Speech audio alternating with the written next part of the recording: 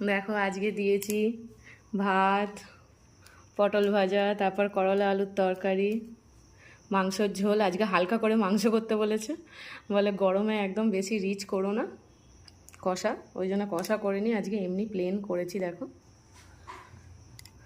একদম কাঁচা লঙ্কা দিয়ে, আমি সবই কাঁচা লঙ্কা দিয়ে তৈরি করি রান্না, মানে একটু আমি গুঁড়ো লঙ্কা ইউজ করি না রান্নাতে সকালে, সেই জন্য কালারগুলো একটু অন্যরকম হয়, লাল লাল হয় না আর কি, কাঁচা লঙ্কা দিয়ে করি বলে। কিন্তু শরীরের জন্য খুবই উপকারী।